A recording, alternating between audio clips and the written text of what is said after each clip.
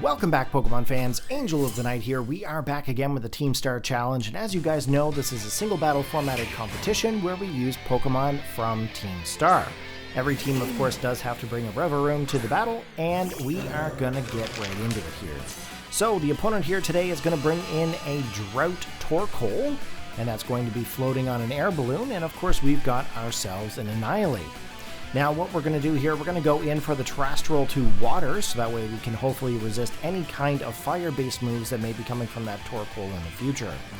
We do have a few options here for us. We could either go in for a Bulk Up, which will raise our defensive values and our attack stat, or we can go right in for the Drain Punch and try to serve some serious damage off onto this Torkoal. However, in the past we do know that Drain Punch does not necessarily always do the most damage.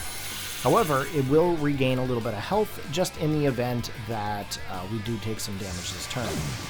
The Torkoal, of course, is going to go in for the Weather Ball, and that's not really that effective as it is a fire-based move at this time, and we are a water Pokemon. So we are going to get a little bit of our leftovers here, and as you can see, we are going to go in for the Rage Fist.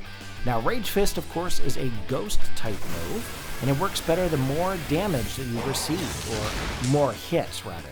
So we've actually received a little bit of damage off onto that Torkoal, but then it decides to tell us, hey, guess what?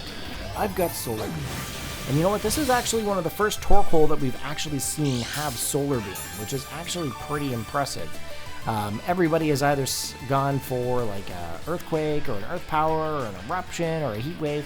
Overheat seems to be a big one. So we are going to lock in here again. We're going to lock in for the Rage Fist, if I'm not mistaken. And we're going to hope that we can actually do more damage to this Torkoal this next turn. Now, hopefully we don't actually get destroyed by a Solar Beam here, because that would be pretty upsetting, to be quite honest. But you know what? We did get the Rage Fist off onto that Torkoal, and then they've ended up going for the Burning Jealousy. Now, I'm not really sure why they went for Burning Jealousy and not just going for another Solar Beam here. Maybe they were thinking that I was going to swap out to a different Pokemon, maybe a Steel type to maybe resist the Grass move, but all in all, we end up taking out this Torkoal, and that's pretty awesome, okay? So, there are two Pokemon remaining on the opposing side, obviously one of them being the Revavroom. So, there's two on the other side. There is still a full team of three that we have here. And we are going to get a little bit of leftovers here to regain a little bit of our health. So, we are just waiting for our opponent here to make a decision, and they are going to end up coming in with Krookodile. Now, of course, Krookodile does have Intimidate, but we have Defiant. So instead of us actually lowering our attack stat because of the Intimidate, we get a boost from it.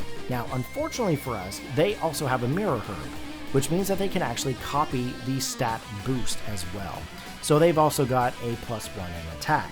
So it's almost as if they had Moxie activate from defeating a Pokemon, or even going for like a Swords Dance, something of some kind. But anyways, long story short, we're going to try to lock in here. We're going to try to go for maybe perhaps a Drain Punch, and maybe try to take out this Krookodile. Now, in the past, Krookodiles have been tending to be faster than my Annihilape, just because I've actually set it up for more so defense and attack than I have with speed.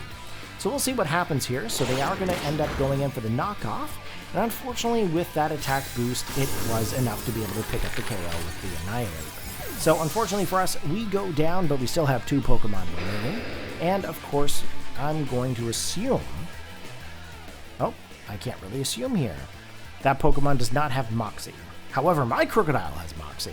So let's bring in my Krookodile here and hope for the best, that we might actually be able to outspeed the opposing Krookodile. Now, we are going to go in for the Earthquake here, because that is our more powerful move that we have on this Pokemon. And let's hope that we can actually do some damage to their Krookodile. Now, you got to remember, they are at a +4 attack, so they've actually got one boost already. So that could be a little bit of an issue there for us going forward. However, if we do get some damage off, I'll be happy. So they're going to end up going in for the Protect here, because they obviously want to scout to see what we're going to do. And we are going to go in for the Earthquake here, which is obviously not going to make contact due to the Protect. So now they know that my play is to go for the Earthquake, but they don't know if I'm faster or not, and it's very possible there might be a speed tie here. So they're actually going to go in for the Earthquake themselves. Unfortunately for me, they're faster, and they pick up the KO right away. So the only Pokemon that I actually have left to do anything with is actually going to be Revavroom. Now, the bonus side is that I'm actually on an air balloon, and, well, that's about it. I can't actually terrestrialize this turn, and there are still 2 Pokemon remaining on the opposing side. It's not really looking that good for me here right now. But we are going to go in for the Iron Head here in hopes that we can actually do some damage. They're going to go in for the knockoff, and unfortunately that is going to be a one-hit KO. So if you enjoyed the battle there today, go ahead and give it a big thumbs up, post your comments in the comment section below, and I will catch you in the next battle, number 34.